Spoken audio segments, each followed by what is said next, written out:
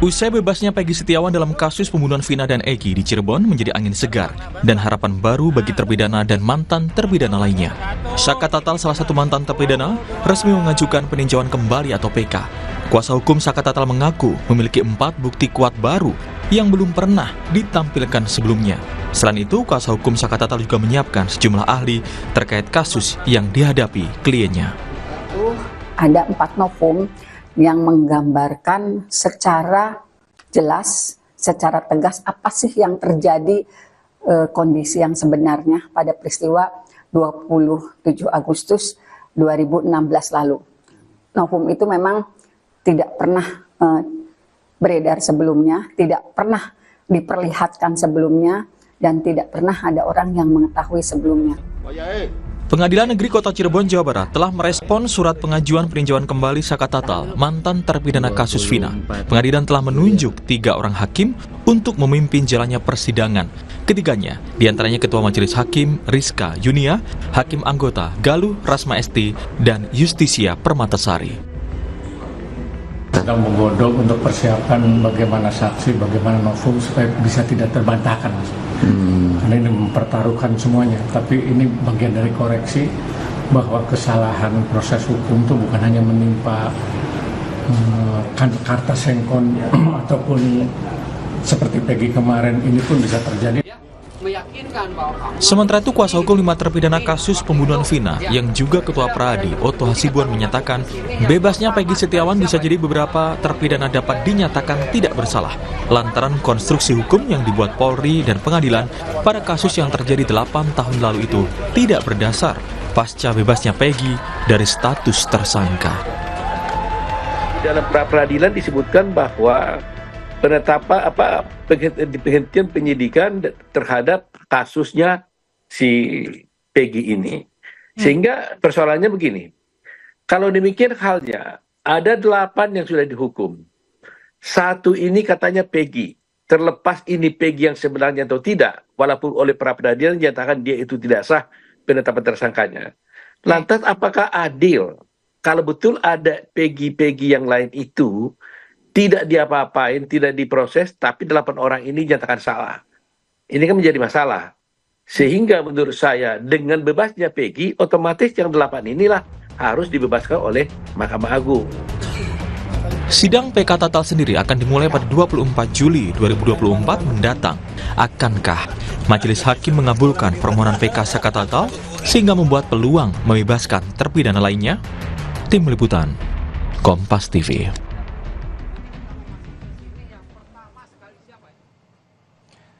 Saudara, sidang peninjauan kembali atau PK menjadi langkah hukum akhir yang akan ditempuh mantan terpidana kasus Vina dan Eki, Saka Tatal. Sejumlah pakar hukum menyebut dengan bebasnya Peggy Setiawan maka menjadi angin segar bagi terpidana lainnya. Mungkinkah Majelis Hakim akan mengabulkan PK Saka Tatal dan bagaimana perkembangan proses PK yang diajukan? Apakah juga akan diikuti terpidana lainnya? Pagi ini kita akan bahas lagi dengan sejumlah narasumber, diantaranya kuasa hukum Saka Tatal Titin Prialianti, kuasa hukum 4 terpidana kasus Vina Jutek Bongso, pakar hukum pidana Universitas Jenderal Sudirman Profesor Hipnu Nugroho, dan juga Kabareskrim Polri periode 2008-2009 Komisaris Jenderal Polisi Purnawirawan Susno Duaji. Selamat pagi Bapak-bapak dan juga Ibu Titin. Selamat pagi semuanya. Selamat pagi pemirsa. Baik, saya ke Ibu Titin dulu. Pagi hari ini Ibu juga langsung bersama Saka ya Ibu, sedang di jalan menuju ke mana nih Bu? Menuju ke Bandung, mau menjalani tes psikologi oleh LPSK. Oke, ini berarti bagian juga dari upaya PK yang sedang diajukan ya Bu ya?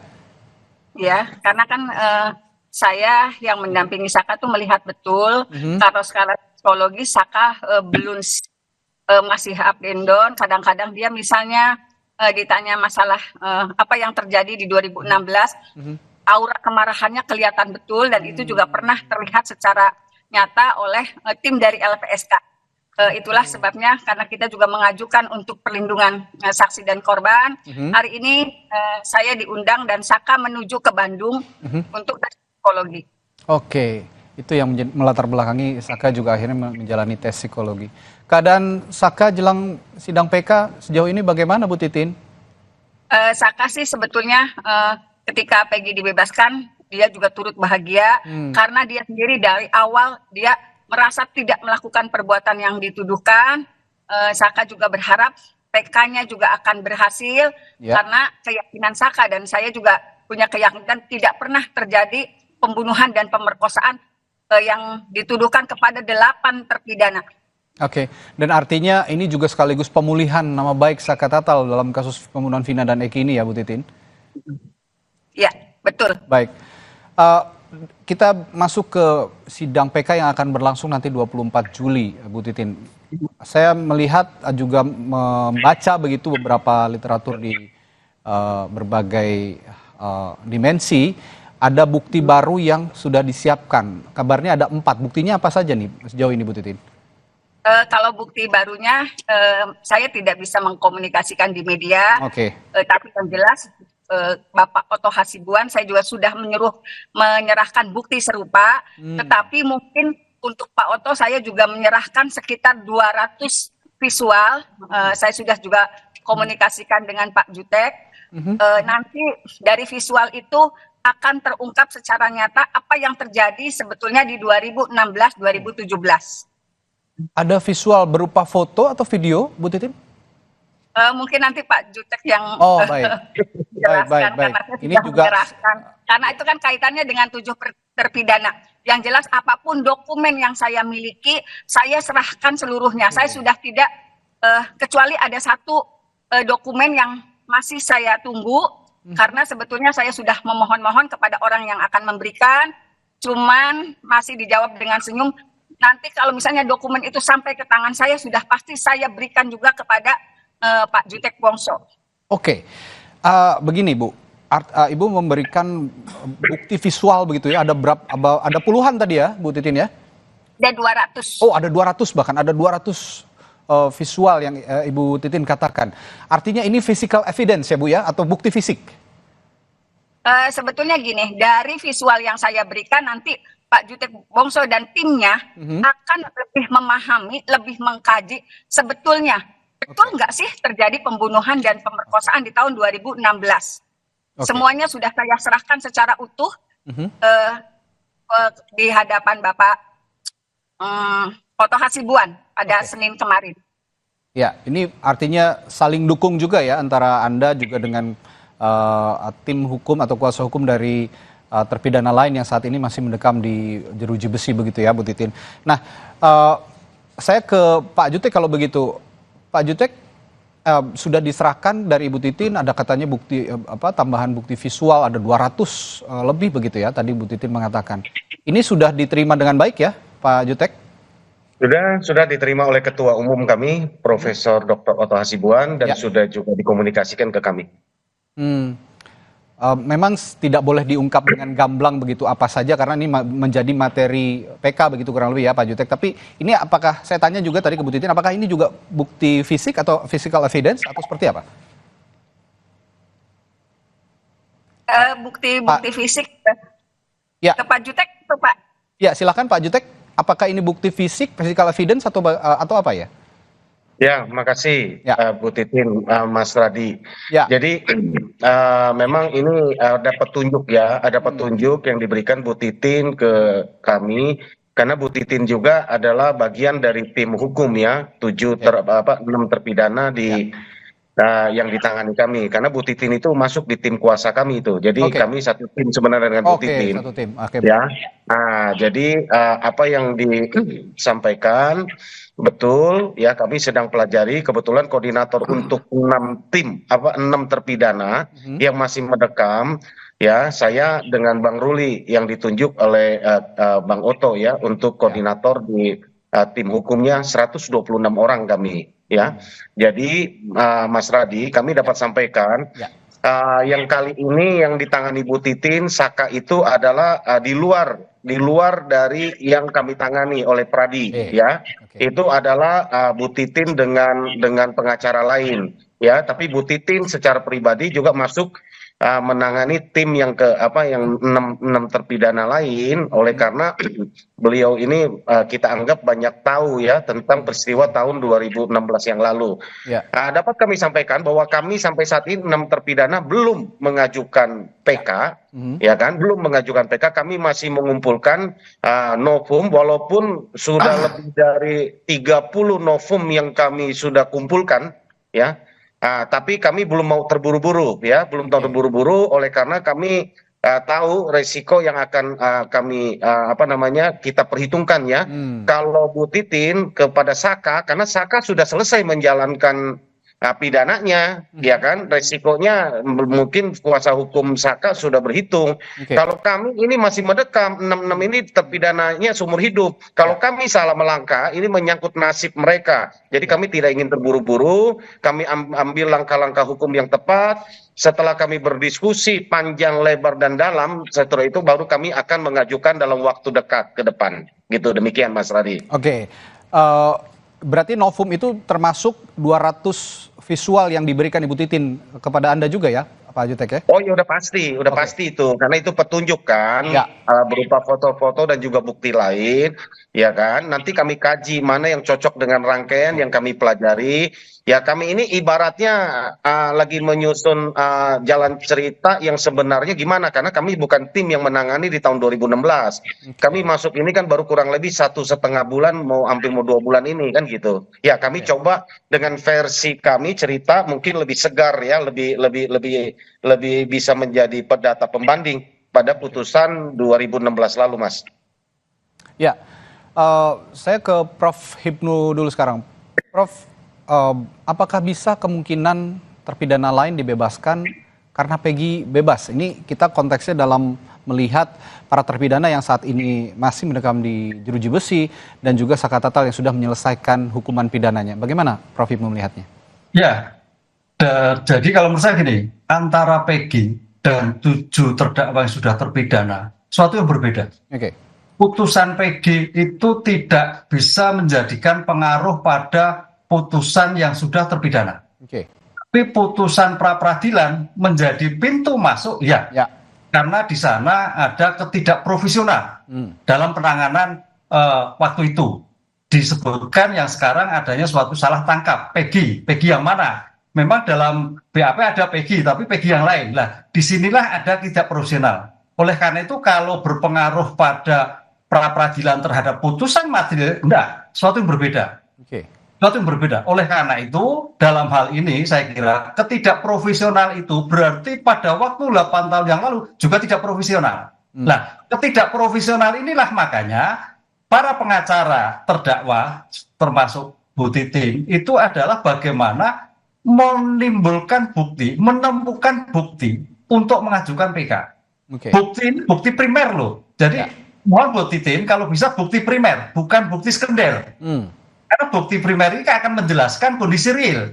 Tapi kalau bukti sekunder itu akan memberikan data-data yang masih dirangkai kembali. Seperti Pak Jutri tadi, dirangkai kembali bagaimana saat ini terjadi. Ini memerlukan keahlian khusus yang kadang-kadang hakim juga belum bisa menerima, karena itu keterangan ahli. Karena keterangan ahli itu dalam ilmu hukum pembuktian kan bebas. Bisa dipakai, bisa tidak. Lain dengan keterangan saksi. Tapi kalau bukti primer itu mengikat. Disinilah saya kira teman-teman penasihat hukum harus mencari bukti primer yang betul-betul bahwa bukti itu tidak dilakukan ketika 8 tahun yang lalu. Jadi jangan sampai cepat-cepat. Saya sepakat tuh Pak Jutek. Jangan cepat-cepat. Karena apa? Dalam PK itu hanya 1 kali. Sekali melangkah, selesai. Disinilah saya kira perlu kehati-hatian. Oke, tata saka jalan sambil yang lain menyiapkan. Karena ketidakprofesional itu awal sudah diketahui. Sehingga paling tidak dalam pembuktian pun juga tidak profesional. Sehingga potensi-potensi PK ini menjadikan suatu yang menarik untuk para penasihat hukum terdakwa. Oke, bukti primer ini artinya termasuk bukti bahwa tewasnya Vina dan Eki ini karena ada rekayasa, begitu ya kira-kira Pak Prof. Hipnu ya? Bukti primer, kalau dakwaan tadi sudah sampaikan Bu Titin, misalkan pembunuhan berencana. Betulkah ke-8 ini melakukan pembunuhan? Kan itu. Bagaimana perannya masing-masing? Bagaimana buktinya? Alatnya apa? Di mana? Jam berapa?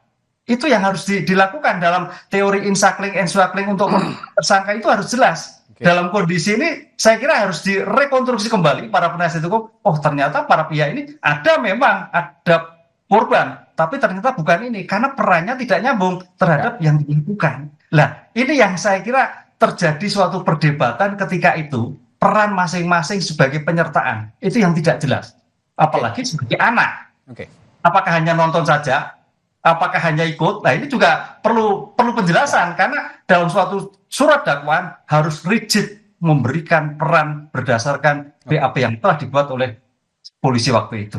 Baik, kalau gitu saya ke Pak Susno sekarang. Pak Susno, Anda sebagai orang yang pernah memimpin Bareskrim Polri begitu ya, membawahi para penyidik di seluruh Indonesia juga yang mengasistensi semua penyidik yang ada di seluruh Indonesia. Saya tahu dari awal Pak Susno sangat mendukung upaya PK ini diajukan ya.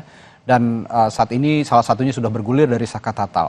Nah, Anda sebagai juga mantan penyidik yang memimpin juga penyidik pasti punya insight atau punya pandangan begitu apa-apa saja yang sebenarnya novum yang perlu diajukan jika PK ini ingin dikabulkan, Pak Susno, dari kacamata Anda.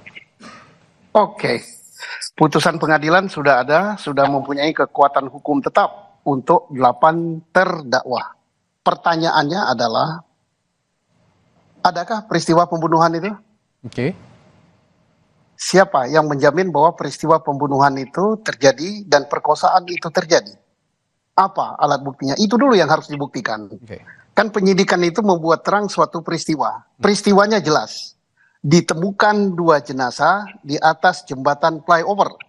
Di situ ada helm, di situ ada sepeda motor, di situ ada darah, tetapi tidak diambil sidik jari, tidak dibuka CCTV, tidak dibuka juga HP. Itu peristiwanya. Nah, pertanyaannya peristiwa apa itu? Apakah itu pidana, apa itu bukan? Siapa yang mengatakan itu pidana? Kecuali saksi. Saksi siapa? Tak ada satupun saksi yang melihat, kecuali ada saksi pembohong yang melihat lempar-lemparan, dan itu jelas bohong. Nah, apakah peristiwa itu pidana? Ini harus dijawab. Nah ini, nah dari sini hakim yakin terjadi pembunuhan. Nah maka di sini salah satu unsur daripada untuk mengajukan PK itu terpenuhi. Terpenuhinya apa? Tidak cermatnya hakim. Hakim tidak cermat. Dia ngadili apa di sini? Ngadili bayang-bayang. Hanya berdasarkan keterangan saksi. Saksi mata yang melihat peristiwa penusukan, penggebukan, pemukulan dan sebagainya tidak ada. Kemudian kalaupun ada, saksinya hanya melihat dari jauh, hanya lemparan, tidak ada pembunuhan. Satu. Kedua, siapa yang bisa menjawab bahwa TKP-nya ada 3? Di jembatan sebagai peletakan jenazah, kemudian di belakang showroom katanya eksekusi, kemudian di SMP 11 itu tempat dilakukan ruda paksa dan lain-lain. Kemudian sampai ke jembatan, satu dari korban masih hidup. Alangkan bodohnya pembunuh berencana beramai-ramai membawa orang masih hidup di jembatan. Kan bisa ngomong deh kalau nggak mati. Kemudian alangkan bodohnya bunuh orang di 3 tempat, diletakkan sana, letakkan sini. Jadi ini ketidakcermatan hakim terpenuhi satu di sini. Belum kalau kita kaitkan dengan novum baru. Apakah ada alat bukti? Ada. Physical evidence berupa skrup atau baut yang di situ ada daging manusia, ada daging berdaging. Apakah itu di laborat? Daging itu daging apa? Daging hewan, daging manusia, atau daging ikan, atau daging apa? Kalau itu daging manusia, apakah itu dagingnya Eki? Apakah itu dagingnya Vina? Kemudian diukur dengan saintifik juga, forensik juga. Apakah tinggi daripada skrup itu dengan tinggi orang, dengan jarak sepeda motor. Nah ini untuk membuktikan apakah ini peristiwa pidana atau kecelakaan lalu lintas. Kalau kecelakaan ini apa tunggal, apa tidak. Sesuatu yang masih kabur di sini. Kenapa? Karena mereka telah mengingkari penyidikan. Penyidikan itu serangkaian upaya yang dilakukan oleh penyidik untuk membuat terang suatu peristiwa. Peristiwanya saja belum terang. Apakah ini pidana apa bukan? Belum terang. Nah, kalaupun misalnya bukan pidana, ini kecelakaan. Kecelakaannya tunggal apa adu begini. Kalau pidana, pidana apa? Belum ada yang mengatakan, oh ini pembunuhan. Alat buktinya yang terang-terang pembunuhan nggak ada. Jadi ini dulu yang menjadi masalah. Dan saya yakin hakim tidak cermat. Jadi unsur ketiga untuk PK betul dan ini harus dikabulkan. Artinya begini Pak Susno, Anda juga mengatakan berarti ada kesalahan berjamaah dari institusi penegak hukum pada saat itu yang diamini oleh lembaga peradilan. Nah, ini pengadilan hakim yang mengadili. Begitu ya Pak Susno ya? Nggak usah saya katakan begitu, berita acara sudah ngomong. Karena apa? Ya berita acara udah ngomong, saya udah baca berita acara tebal itu. Dari mana nama 11 tersangka yang menjadi terhukum sekarang itu dari Rudiana. Dari mana Rudiana dapat itu? Dari yang namanya Aib. Dari mana Aib dapat itu? Dari melihat jarak 100 meter. Nah, kita udah kacau Nusantara oleh Aib. Sehingga Aib ini menjadi Aib. Baik Pak Susno. Saya kembali ke Ibu Titin. Ibu, saya juga mendengar informasi bahwa pihak dari Anda juga berencana menghadirkan ahli ex-pejabat Polri di sidang PK. Saya ingin tanyakan apa dasarnya jika memang ada rencana itu dan kalau mereka mau, sebenarnya seberapa besar mereka bisa memberikan keterangannya untuk sidang PK yang sedang berjalan saat ini untuk Saka Tatal, Bu Titin? Saksi yang akan dihadirkan juga tim kami memohonkan kepada Bapak Susno Duaji. Karena apa? SOP yang paling tahu di kepolisian adalah Bapak Susno Duaji. Karena Bapak juga pernah memiliki jabatan penting.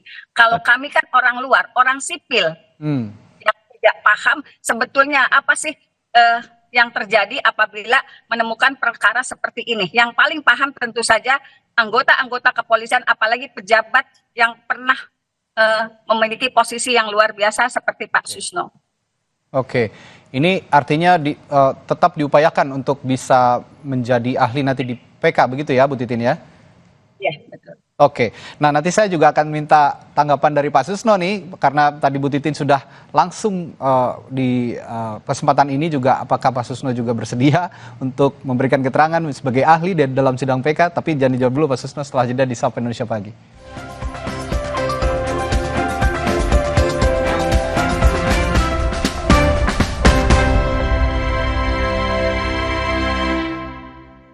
Aku coba Le Mineral, segernya beda. Benar, karena Le Mineral sumbernya dari pegunungan terpilih, mengandung mineral esensial yang tercantum jelas di kemasannya, membuat rasa airnya lebih segar. Kayak ada manis-manisnya. Le Mineral. Kenapa aku pilih Le Mineral? Soalnya cuma ini nih yang masih ada segelnya. Debu jadi nggak akan masuk di sela-sela tutup botolnya. Benar, Le Mineral disegel secara khusus sehingga terjamin kebersihannya. Le Mineral.